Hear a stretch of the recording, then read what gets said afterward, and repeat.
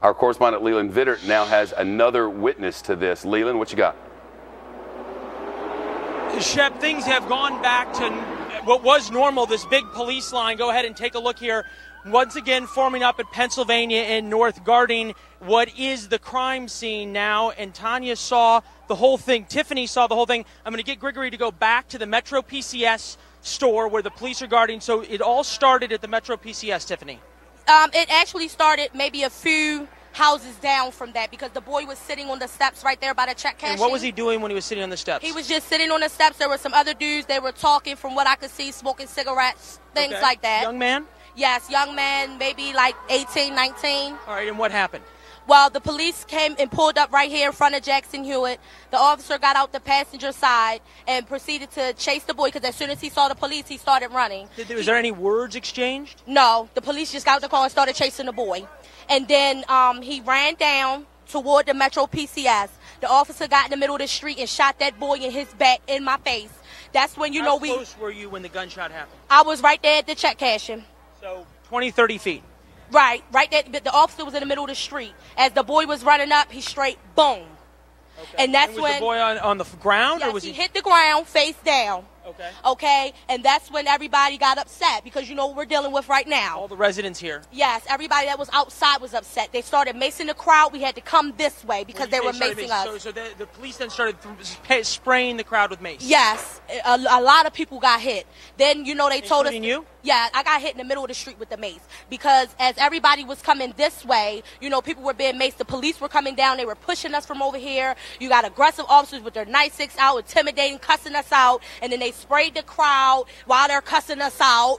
You know. Is this when you saw this happen? What was your thought process? Were you scared? Did you think there was going to be more shooting? What did you think? In my mind, it was here we go again.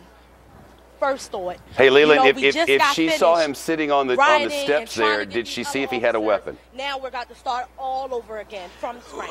And this is an important question that Shepard just brought up. When you saw this young man sitting on the steps, you have any idea if he had a weapon on him? Did you ever see anything? No, I sure didn't. Because when that boy got up... Could you see both of his hands? Yes. When he got up, I didn't see him throw anything. I saw his arms do like this.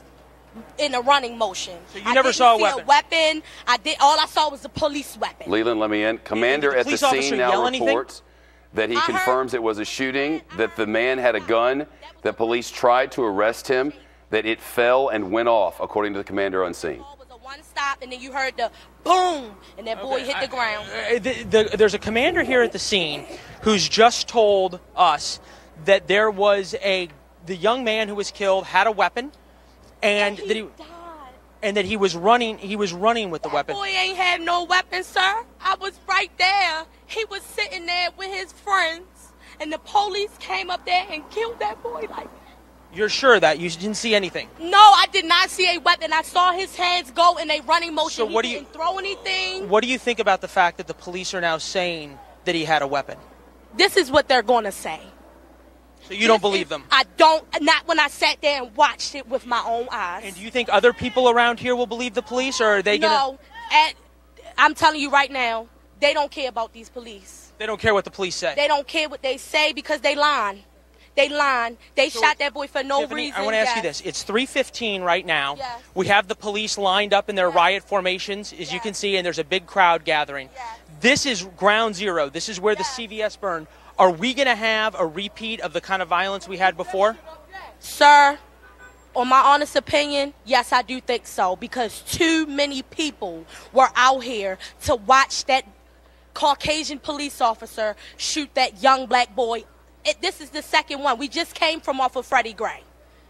And and there's nothing the police can say in your mind that would make it so it was justified? Nothing. Not when I was standing here, because I was out here for about a half an hour before, you know, this all happened anyway. So there is nothing that they can say in my eyes that would justify. And the young man wasn't doing anything? He wasn't yelling? No, like I said, he was sitting there with his friends. They were talking. One had a cigarette, one had a Black and Mild. They were just sitting there. They were just sitting there. Shepard, it's important to understand, obviously, in times like this, that eyewitnesses have a lot of different recollections and a lot of different feelings. And I want to go through it once again with Tiffany in terms of exactly how close you were and why all of a sudden did you start paying attention to this? Well, I know because this is kind of a known area for a lot of different trafficking. Like what? I want to say it. So there's a lot of drugs that go on here. I didn't say drugs. I know that you can get hair from the beauty supply store at the beauty supply store. So there's a lot of traffic because everybody can get a lot of things right here. You know, before CVS was gone, the library. You know, does it surprise? A lot of police officers tell us that this is a very high drug, high crime area. Is that true, you think? Sir, this is Baltimore City. What area can you go in Baltimore City that don't have a lot of drugs around it? And let's be completely honest. All right, well, that's fair. Okay, so you were here, and then all of a sudden you started paying attention. And why do you think the police are saying that he had a gun if you say he didn't? To cover their own ASS.